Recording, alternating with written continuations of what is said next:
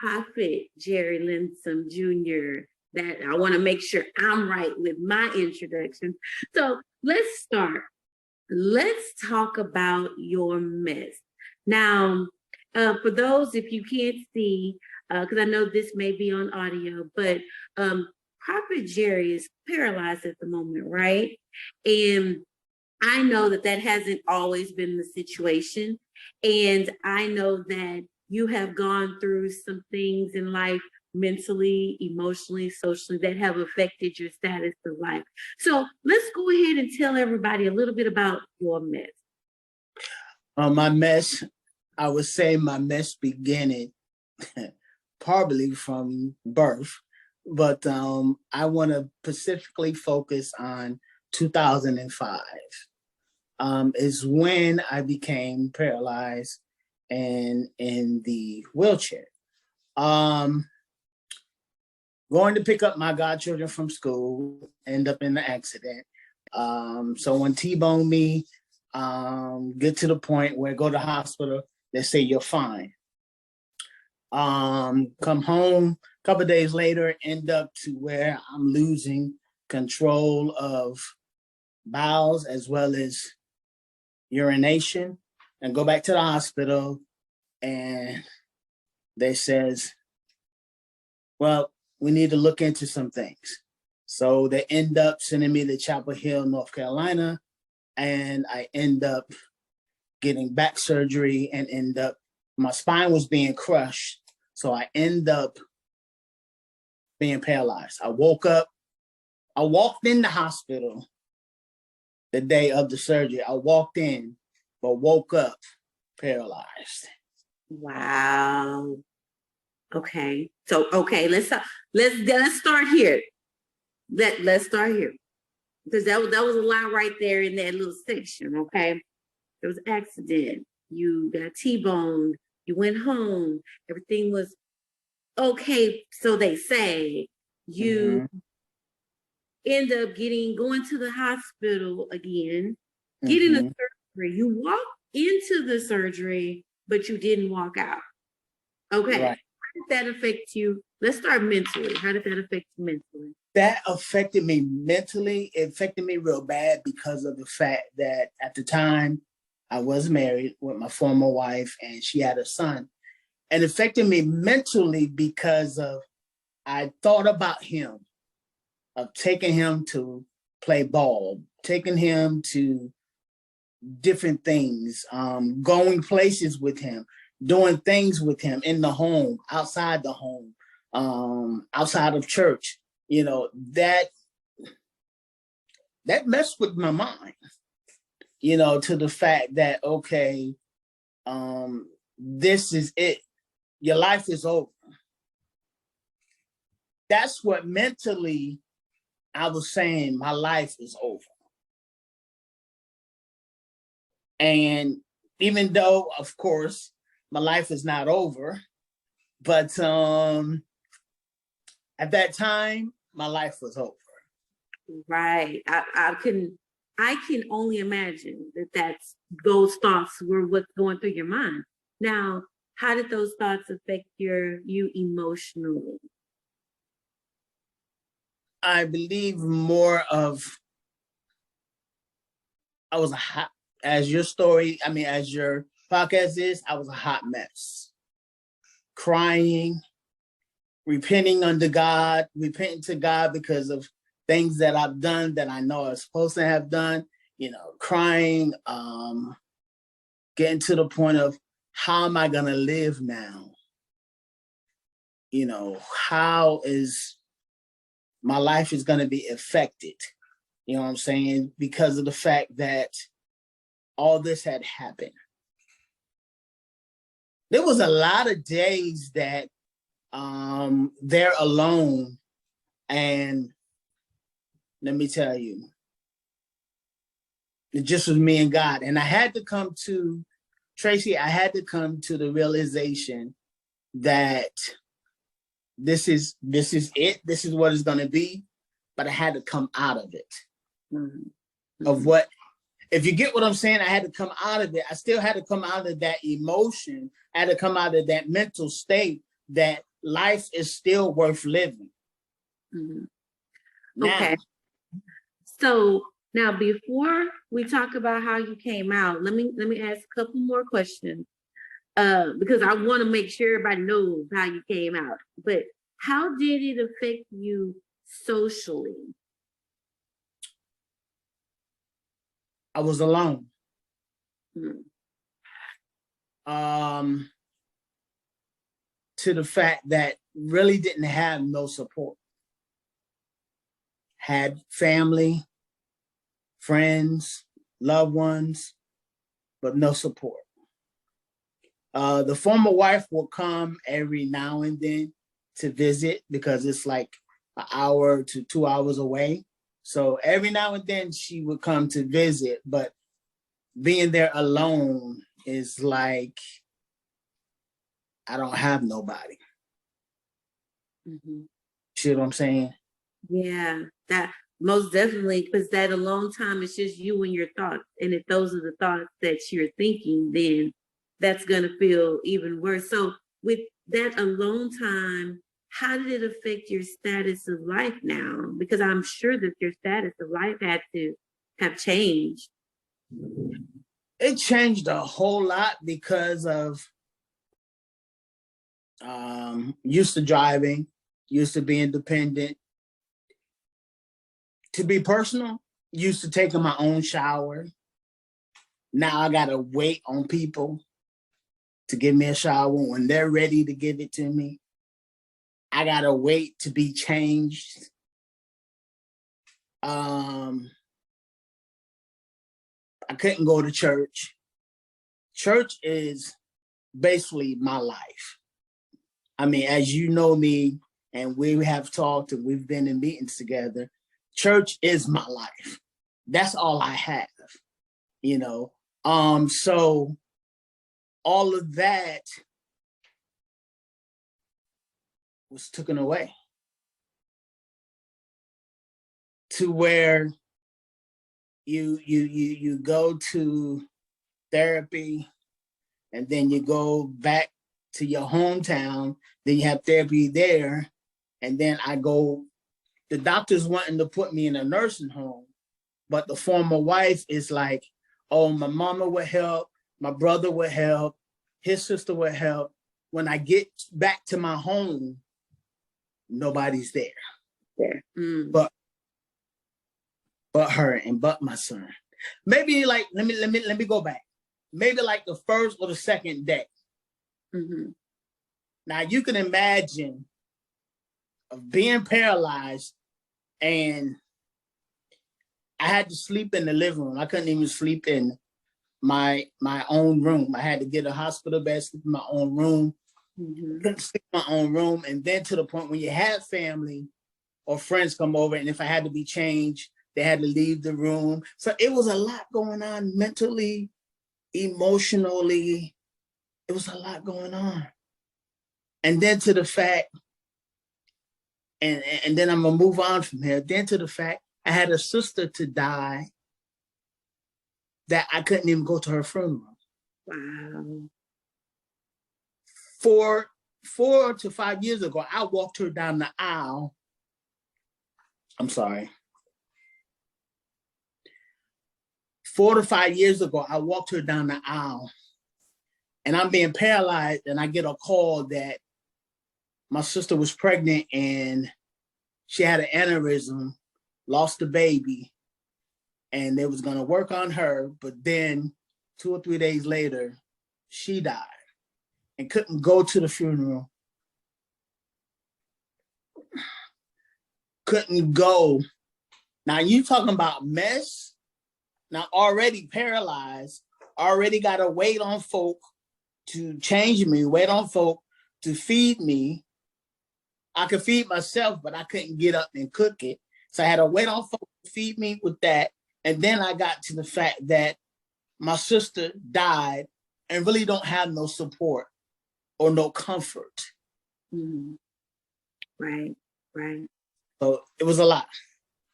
So it sounds like a lot. And it sounds like it just kept piling up.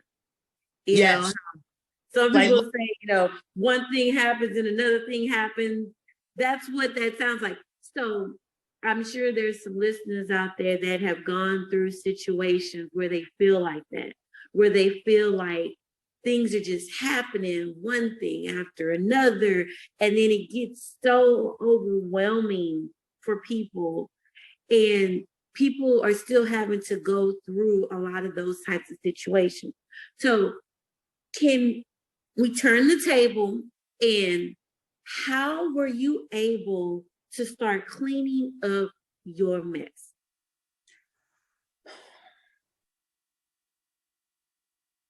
first of all, I had to get out of where I was at physically, the home.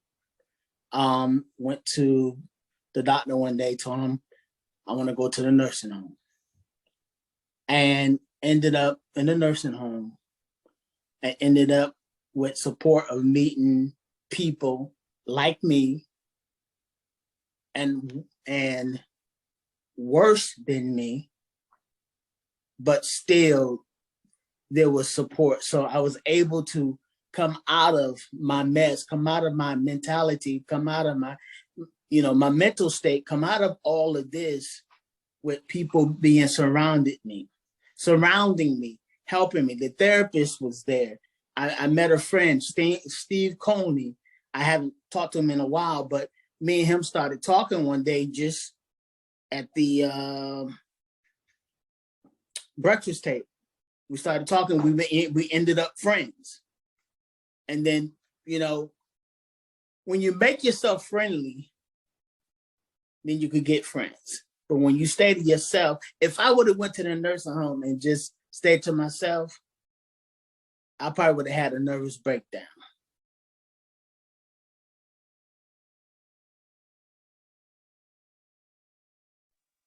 So you went to the nursing home. Mm-hmm. Sounds like you started to change. So you changed your surroundings. You changed who you were around. It started to change. You mentioned something right there. I want to kind of go back to it. You mentioned a couple things, but I want to go back to how you said you went there and you saw other people who were worse off than you, but they were still doing things. How did that change your thoughts about yourself? That made me to the point, Tracy, that I can do this. Even though I'm paralyzed, I can do this. Me and Steve would be in therapy together. He had a stroke, and where he couldn't walk, and me and him had some similar things going on. He had spasms. I had spasms where our legs would just shake and go all over the place. Like, you seen my legs shake a lot and stuff. So the spasms would be so bad, and it just was to the fact that being around people that were like similar to me, but able to come out of where I was at. Sometimes I would visit people in their rooms just to talk to them. That helped me mentally. You see what I'm saying? That helped me. So yeah, it's to the point that when you see yourself in a situation, it's not always dead. Even though my legs were dead. And so once your thoughts started to change, how were you now emotionally? I was better. I was better to the fact that I didn't have thoughts of suicide. Come on, because sometimes when you're in a situation and there's really nobody there, you would get to the point to say, what's the use? Now, suicide is not the answer, but emotionally and mentally, you'll say, well, who do I have? in my mess, who do I have? So why am I here? I might as well commit suicide. And I'm sure there's some listeners out there who've probably been in that type of situation where that mind frame and that emotional turmoil leads to those types of thoughts. Yes. Once you got your mentality, your mindset changed, your emotions started to change, you changed you already said you changed your social setting, because a lot of times that's all some people need. Like, some people just really need to change their social circles that they're in order to get more support or get better support in order to come out of their messes. So tell everybody a little bit more about, how did you get to where you are now as far as life? Well, as far as life, I got to the point that when I got the surroundings of people that were like me, and I got to the point where, hey, I can make it, I can do this. Doing therapy and stuff, it got to the point to where in November of 2005, it was during Thanksgiving time, we had therapy, and I began to walk with a walker. Now, they told me, "Oh, you gonna walk today?" Well, no, I'm scared. I'm like a baby again. I can't walk. The doctor said, can I go here for a minute, Tracy? So many times, now don't get me wrong, God sent the doctors here, but so many times the doctors will tell you something and it will stick in your mind and you would say, I can't. But one thing, I'm gonna go back for a minute. One thing that the doctor told me, he came in one day and he did his, what do you call it? His visit. And he began to take a pen. He told me to close my eyes. He began to take a pen and go up and down my feet. And he said, do you feel that? Tell me what leg that, what left or right? What side am I on? And I said, I don't feel it. He said, medically, I can't do nothing else. He said, but I know you are a man of God. I know you're a man of faith. So you could get out of this. But because the first thing the doctor said was, I have to stay in a nursing home by myself. I can't do by myself. I can't do nothing for myself. I'm paralyzed. I can't walk. And so when it get to the point when November comes and the therapist, it's a new therapist. And I don't know this therapist. I don't trust this therapist because it's not the one that I'm working with. Mm-hmm. So, come on. Sometimes you get to the point, I'm going to go here for a second and then I'm get it. Sometimes you get to the point where you trust one person that you can't trust nobody else. But God will send somebody else. Come on. God will send somebody else in the place of that other person to push you further. Talk about it. So the man said, let's get into the parallel bars. And so, I was used to the parallel bars, holding on to the parallel bars, and they got the gate belt around me and everything. He said, but now we're going to use the walker. Now, that first day, I didn't walk like a normal walk, but I moved my feet. Mm-hmm. And then when I went back to the doctors, he said, when I had it, it's like say this is my foot. When I had movement, he was like, wow, Jerry, I never would have thought you would have movement. I thought, so, yeah. So yes. I'm glad you said that, because that's where we're about to go. If there's someone out there listening that's going through, and it doesn't even have to be the situation of being paralyzed. Exactly. It can be any type of situation in life that could paralyze you. It doesn't have to be a physical paralysis. That's deep. It could be a mental, it could be emotional. What are some things that you could suggest? You mentioned faith.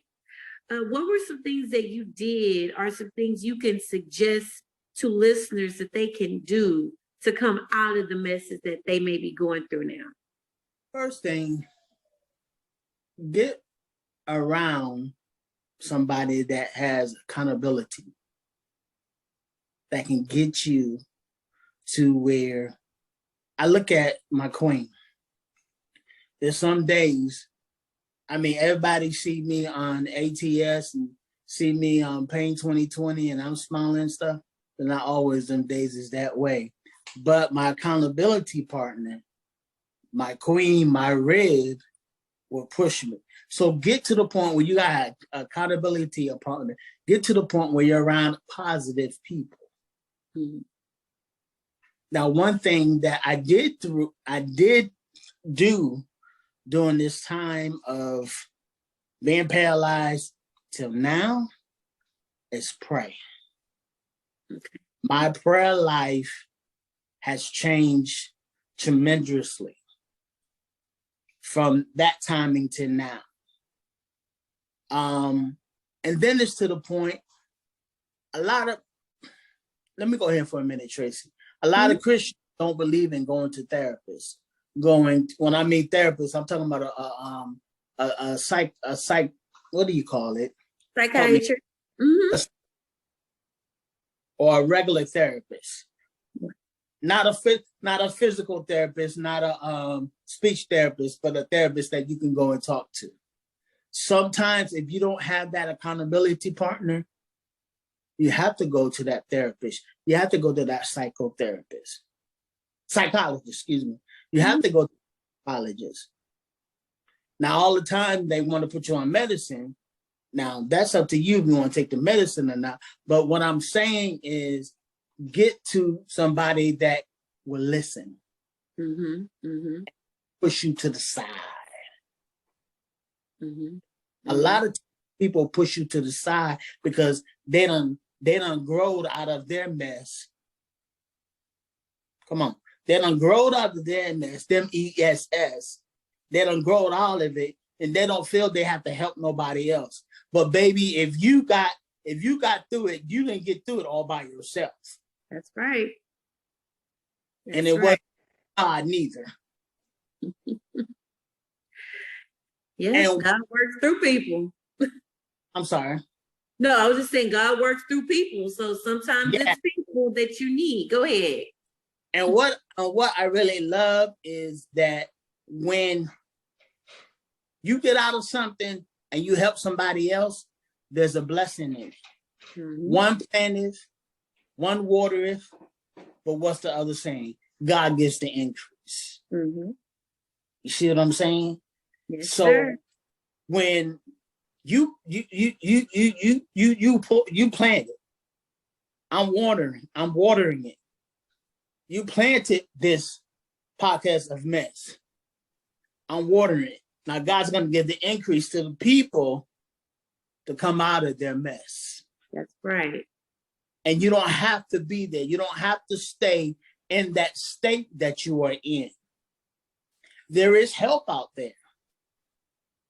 Mm-hmm. Prayer helped me a whole lot.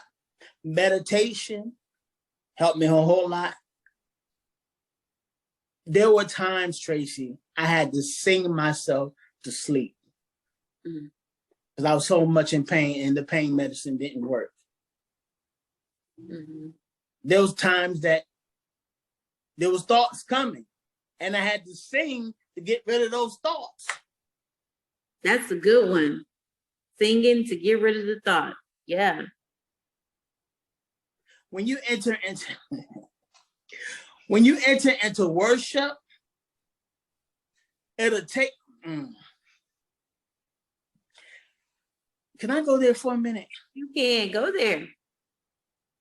When you enter into worship, it takes you into a place that where you're out of yourself. You may have gotten bad news that day from a doctor, from a family member, from a bill collector, whatever.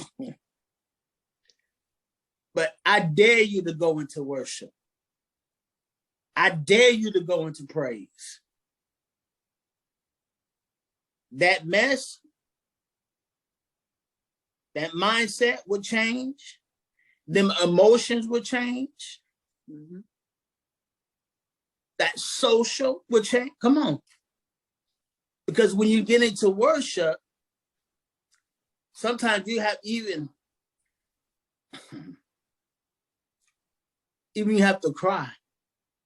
And it's not sometimes like a bad cry, like, oh, somebody hurted me, I broke up with my boyfriend, I broke up with my... No, but sometimes you have to cry. And in that cry, you're worshiping. Mm-hmm. And so tears cleanses the soul. Mm-hmm. Yeah, that's right. That is right.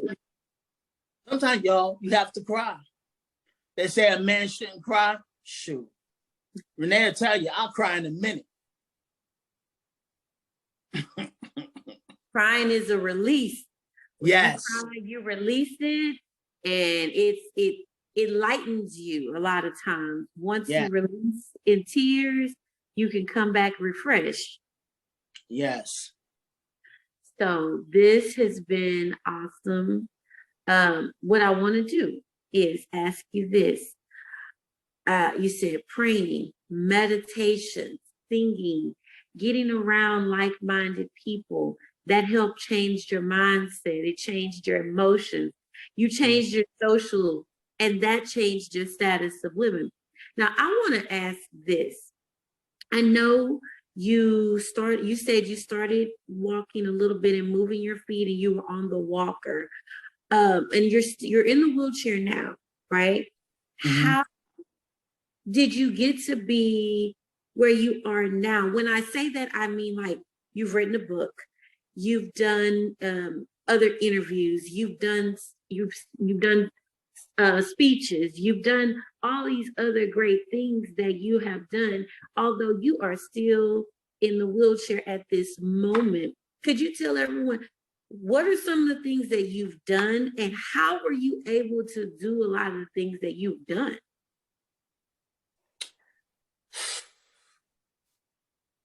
Basically, like support, like you said. It's to the fact that, let me go here for a minute. Walking with a walker, and then 2019 got hit by a car, to where now I don't walk no more because my leg is contracted and basically paralyzed, but I do have movement in my legs. So getting to the point to where, first of all, I had to love myself. Accept the fact that, Jerry, this is life. Now, let me say this. I wasn't hanky-dory with all that was going on. I was mad with God a couple of times. From 2005 until today, there's been some times that I was mad and upset. Like, what do you mean I got to go through this and I'm doing everything I'm supposed to do? So, but anyway, support, loving myself, getting to the point that there's a need of me. See, if I stay to myself because I'm in a wheelchair, if I didn't write the book, if I didn't do the speeches, if I didn't do the interviews, a lot of people wouldn't be blessed, and I will lock up my bowels. But because I opened up and said, hey, there's still life. Just because I'm in a wheelchair don't mean that I can't get to where I need to go. Because I'm in a wheelchair, there's a woman that still loves me and take care of me and deal with my mess, that M.E.S.S, and deals with it daily. Mm-hmm. But that's why I can pray for her and she can pray for me, and we get strength from each other. That is so inspirational. That is so motivational. So you mentioned, I heard you say you have a book. Yes. Could you tell everybody a little bit about your book? Well, the book is called Broken Bones but Not a Broken Soul. And basically dealing with accidents, car accidents, my head being ran over by a car, me being thrown off of a house. Book is talking about bad relationships, good relationships. How, you know what? Let me read this. Let me just read the back of this, if I may. Yes, you may. In this book, you will read how God has truly brought me out. And if he did it for me, he can do it for you as well. Different events forever changed the course of my life, from being in various car accidents, failed relationships, and hitting rock bottom.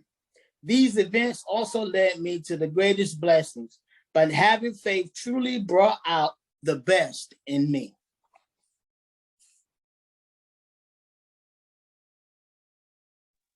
Man.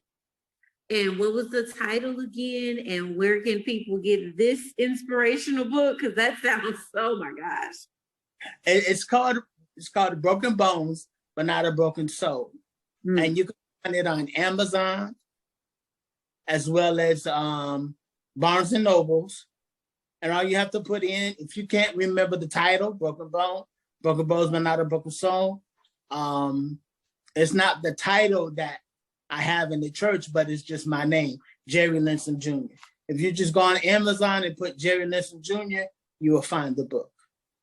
Okay. Are there some other ways that anyone can reach out, or you have any other resources or websites that people can visit if they want to check you out some more?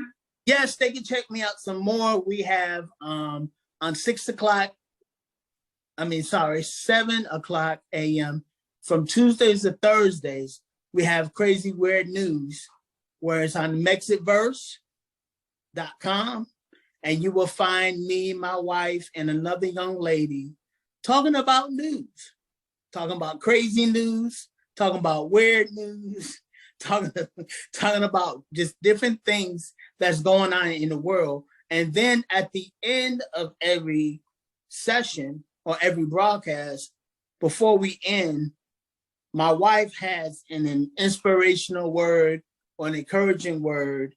And then after she finished, Levon goes, then I go. So it's very, very awesome. It's called Crazy Weird News. It's mexitverse.com. Also, me and the Queen have a podcast. Okay. And it's called Win Some with the Linsoms. You will find that on redcircle.com. Also, you'll find it on Spotify. Am I correct? You will find it on Spotify. And you will hear about how me and the Queen met, how we dealt with life as we were courting, how we dealt with life as of me being in this last accident. You will hear just stories and good laughter of what the Linsoms are doing. There's an adventure with the Linsoms. That sounds enjoyable. That sounds fun. We'll have to check that out. And what I will do, so for anyone listening, those websites and those links will be available to you. So I want to thank you so much, Prophet Jerry Linsom Jr., for your story, for your mess, for your inspiration, and all things that are coming to you. Thank you. Did you have any last words for your listeners? Yes, if I would say to the listeners, be encouraged. We're in the timing that we know we're still in this pandemic. The monkeypox, monkeypack, whatever it's called, is still out there. Be safe, be wise, but there's a lot going on. But be encouraged because of the timing that we're in. There is still a shifting going on in the spirit. There's a shifting going on that where you can move from where you're at. You don't have to stay in the same place that you're in. A lot of times our mindset will tell us, not even our mindset, folks will tell us you can't, and it will stick with us all during our life. And when we accept that, we lose out the blessing that was for us to be a motivational speaker like the great one you are. Now, I'm quite sure probably during your life, someone told you you can't. I'm quite sure someone told you you're not going to do it. You ain't worth it. But because you pushed, come on, I told. I'm not going to say excuse me, but I get excited. But because you pushed, there are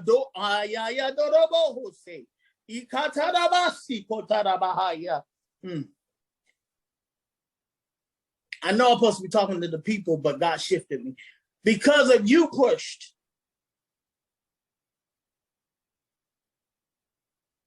there's going to be a legacy for your daughter.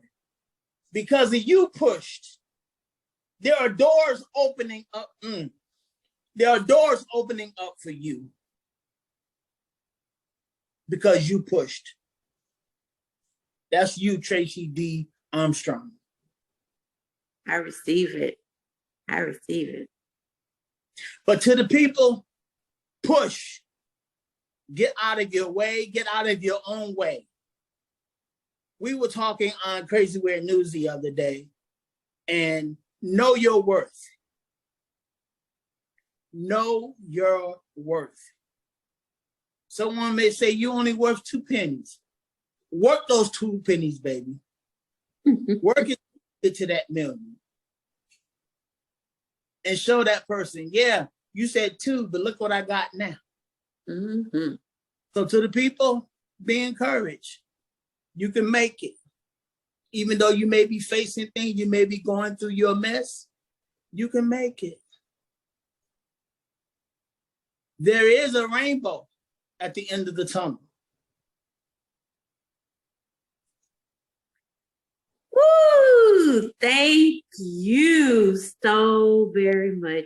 So as I wrap up, what I like to leave everyone with is, if you want to stay sad, live in the past. If you want to stay worried and anxious, think about the future. If you want to be happy, live in the present and be grateful for the things that you have. This is Tracy D. Armstrong, your motivational moment mentor. Thank you for watching What's Your Mess? Thank you for watching. You can find Prophet Jerry Linsom Jr.'s book, Broken Bones But Not a Broken Soul, on Amazon and at Barnes & Nobles. You can also catch him on his podcast, Winsome with the Linsoms, on Red Circle and Spotify. And don't forget to like, share, and subscribe.